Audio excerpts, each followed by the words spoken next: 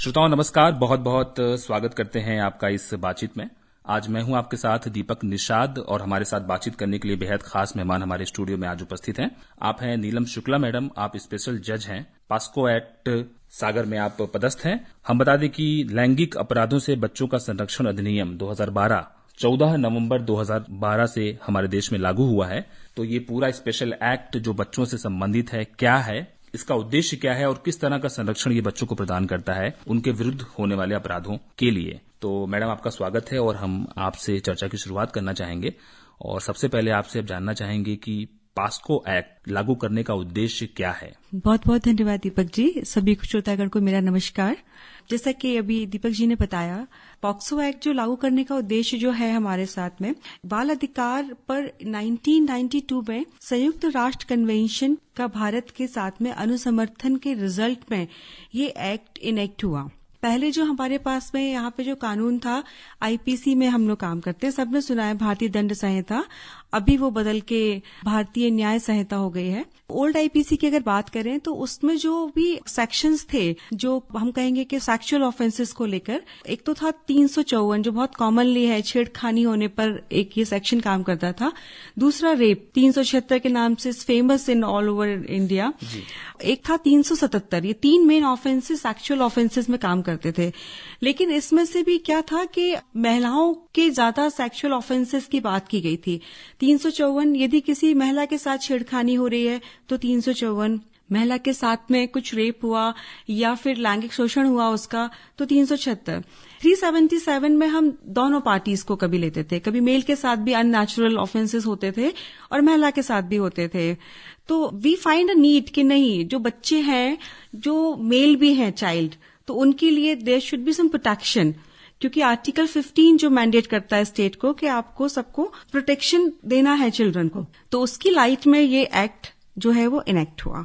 Madam, बहुत विस्तार से आपने बताया कि क्यों पास्को एक्ट की अलग से आवश्यकता महसूस की गई और बच्चों को उनके विरुद्ध होने वाले अपराधों के लिए संरक्षण प्रदान करने के लिए इस एक्ट की बहुत महत्ता बढ़ जाती है।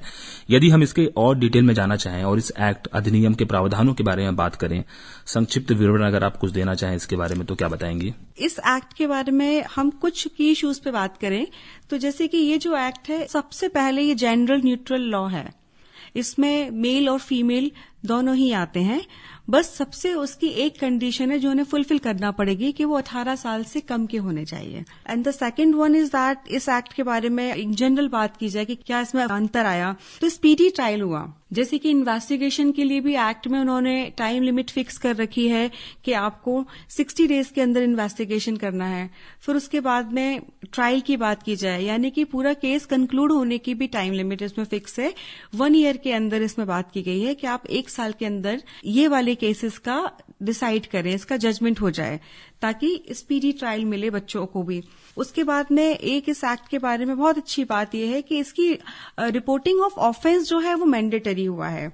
जैसे कि यदि मैं एक अननोन व्यक्ति हूं और मुझे पता है किसी बच्चे के साथ में ऑफेंस हुआ है, तो उन्होंने मेरे ऊपर एक ऑब्लिगेशन डाला है कि मुझे भी इसका रिपोर्ट करना है। अगर मुझे मालूम है कि किसी के साथ में गलत हुआ है और मैं रिपोर्ट नहीं कर रही हूं, दैन इट्स अ ऑफेंस। और उन्होंने इसके लिए एक सजा का प्रावधान भी किया हुआ है।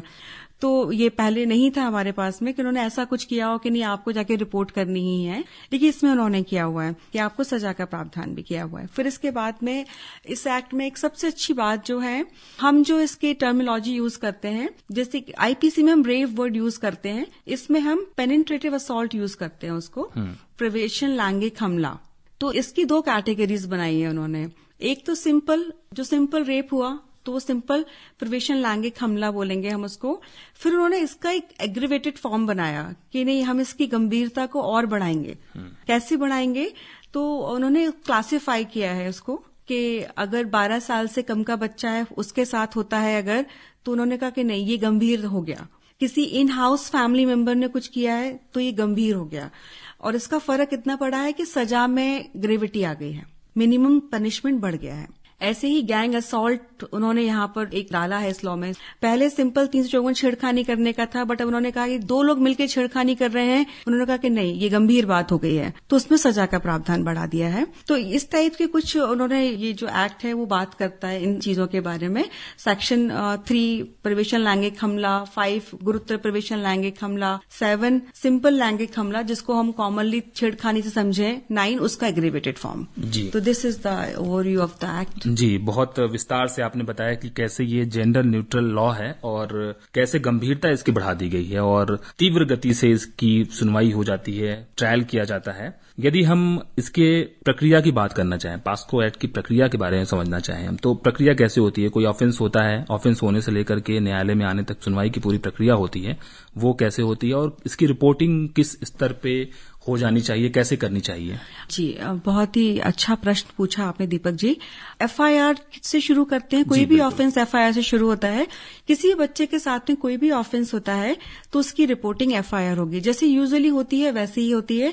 बट अच्छी बात यह है कि इसमें कोई टाइम लिमिट नहीं है। नॉर्मली होता है कि हर ऑफेंस की एक टाइम लिमिट बनाई हुई है कि आप 3 महीने में, 6 महीने में इसमें कर दें। इसमें यह रहता है कि नहीं, आप कर सकते हैं, ऐसा कुछ वो नहीं है कि उसको बांधा गया हो। उसके अलावा इन्वेस्टिगेशन हुआ, अब उसके बाद में जब शुरू करते हैं हम इन्वेस्टिगेशन को, तो जो है उन्होंने पुलिस के लिए कुछ एक सर्टेन नॉर्म्स बनाए हुए हैं कि आप यूनिफॉर्म में नहीं रहेंगे बच्चे के सामने, है ना, आप सिविल ड्रेस में रहिए।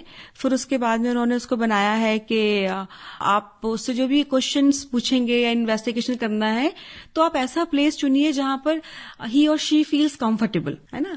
मे बी उसका घर हो सकता है वो, या जहां पे भी वो रह रही हो, पुलिस स्टेशन नहीं आना चाहे तो फिर आप वहां जाके पूछ सकते हैं उसके साथ में।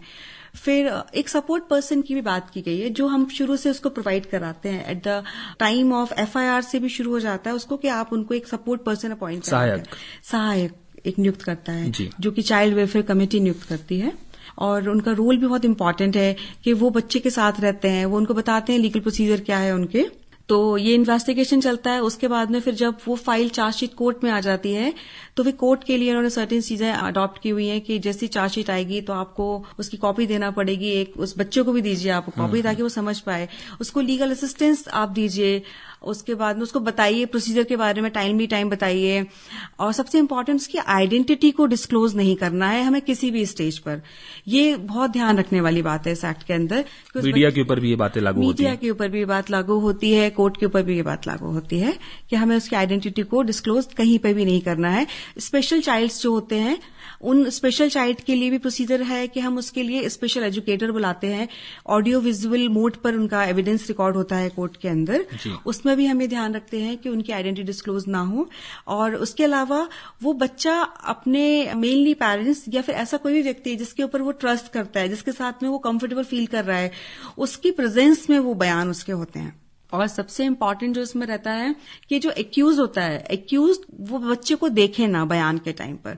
तो we used a certain type of cabin. Accused बाहर रहता है, बच्चा अंदर रहता है, लेकिन अलॉन्ग विद दैट हम ये बहुत ध्यान रखते हैं कि ऐसा नहीं हो कि बच्चा क्या बोल रहा है वो उसको सुनाई ना पड़े, क्योंकि उसकी भी अपने राइट्स हैं आरोपी के। जी। तो वो भी जो बोलता है उसको आरोपी सुन सकता है, बस देख नहीं सकते। भय मुक्त माहौल बच्चे को, भय मुक्त माहौल, यस बिल्कुल। बच्चों को सहजता और सुरक्षा प्रदान करने की प्रावधान में विशेष रूप से ध्यान रखा गया है।